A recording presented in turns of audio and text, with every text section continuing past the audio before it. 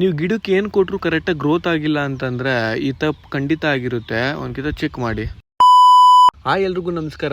ಸೋಮವಾರ, ಮಂಗಳವಾರ, ಬುಧವಾರ ತುಂಬ ಕಡೆ ಜಾತ್ರೆ ಇರೋದ್ರಿಂದ ಒಂದು ಟ್ರಿಪ್ ಹೂವಾದರೂ ಖಾಲಿ ಮಾಡ್ಕೊಳೋಣ ನಮ್ಮ ತೋಟದಲ್ಲಿ ಅಂತ ನಮ್ಮ ಅಪ್ಪ ಅಮ್ಮ 4 ಗಂಟೆಗೆ ಎದ್ದು ತೋಟಕ್ಕೆ ಬಂದರೆ 6 ಗಂಟೆ ಅಷ್ಟರಲ್ಲಿ 2 ಬ್ಯಾಗ್ ಹೂವು ಕಿತ್ಕೊಂಡು ನಾನು ಔಷಧಿ ಹೊಡಿಬೇಕು ಅಂತ ಔಷಧಿಗೆಲ್ಲ ರೆಡಿ ಮಾಡ್ಕೊಂಡೆ. ಇದೇನಕ್ಕಪ್ಪ ಇಷ್ಟೊತ್ತಿಗೆ ಹೊಟ್ಟೆ ಹಸಿತದೆ ಅಂತ ನೋಡಿದ್ರೆ 4 ಗಂಟೆಗೆ ಎದ್ದಿರೋ ಪ್ರಭಾವ ಇದು.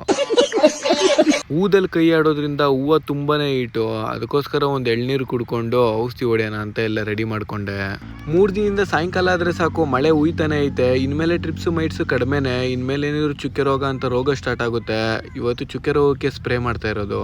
ಔಷಧಿ ಎಲ್ಲ ಮುಗಿಯೋ ಅಷ್ಟರಲ್ಲಿ 9:30 ಹೋಗ್ಬಿಟ್ಟಿತ್ತು. ಮಾರ್ಕೆಟ್ ಟೈಮ್ ಆಯಿತು ಅಂತ ಹೂವು ಎಲ್ಲ ಬ್ಯಾಗ್ ಪ್ಯಾಕ್ ಮಾಡಿಕೊಂಡು ಮಾರ್ಕೆಟ್ ಕಡೆ ಹೊರಟೆ. ನಮ್ಮಮ್ಮ ಇದ್ದಿದ್ದು ಇವತ್ತು ನಾನು ಬರ್ತೀನಿ ಮಾರ್ಕೆಟ್ಗೆ ಅಂತ. ಮಾರ್ಕೆಟ್ ಇವತ್ತು ನಮ್ಮನೂ ಬರ್ತದೆ. ನಮ್ಮಮ್ಮ ಏನಕ್ಕೆ ಬರ್ತೀನಿ ಮಾರ್ಕೆಟ್ಗೆ ಅಂದಿದ್ದು ನನಗೆ ಅವಾಗಂತೂ ಫ್ಲ್ಯಾಶ್ ಆಗಿಲ್ಲ.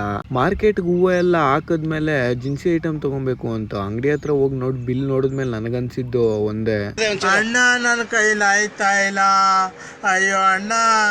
ಏನಿಲ್ಲ, ಇಷ್ಟೊಂದು ರೇಷನ್ ಐಟಮ್ ಏನಕ್ಕಂತ ಯೋಚನೆ ಮಾಡ್ತಾ ಇದ್ದೀರಾ? ಸೋಮವಾರ ಮಂಗಳವಾರ ನಮ್ಮೂರಲ್ಲಿ ಜಾತ್ರೆ ಇದೆ, ಅದಕ್ಕೋಸ್ಕರ ಇಷ್ಟೊಂದು ರೇಷನ್ ಐಟಮ್. ಒಂದು ಬಾದಾಮ್ ಹಾಲು ಕುಡ್ಕೊಂಡು ಮುಂದಿನ ಪಯಣ ನಮ್ಮನೆಗೆ ಅನ್ಕೊಂಡು ಸೀದಾ ಮನೆ ಕಡೆ ಬಂದ್ರೆ. ಆಗ್ಲೇ ಹೇಳ್ದಂಗೆ ನೀವು ಏನೇ ಮಾಡಿದ್ರು ನಿಮ್ಮ ಗಿಡದಲ್ಲಿ ಏನಾದರೂ ಕರೆಕ್ಟಾಗಿ ಗ್ರೋತ್ ಬರ್ತಾ ಇಲ್ಲ ಅಂತಂದರೆ ಮೇಯ್ನು ವೈಟ್ ರೂಟ್ ಫಾರ್ಮೇಷನ್ ಆಗಿರಲ್ಲ. ನಿಮ್ಮ ಗಿಡದಲ್ಲಿ ವೈಟ್ ರೂಟ್ ಫಾರ್ಮೇಷನ್ ಆಗಬೇಕು ಅಂತಂದರೆ ಯೂಮಿಕ್ ಆ್ಯಸಿಡ್ನ ಬಿಡಿ ಅಂತ ನಾನು ಪ್ರತಿಯೊಂದು ವೀಡಿಯೋಲ್ಲೂ ಹೇಳಿರ್ತೀನಿ.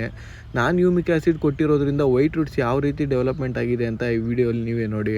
ಇದೇ ರೀತಿ ರೋಸ್ ಬಗ್ಗೆ ಹೆಚ್ಚಿನ ಮಾಹಿತಿಗಾಗಿ ನನ್ನ ಅಕೌಂಟ್ನ ಫಾಲೋ ಮಾಡ್ಕೊಳ್ಳಿ. ಮತ್ತೆ ಮುಂದಿನ ವಿಡಿಯೋಲ್ಲಿ ಸಿಗುವ.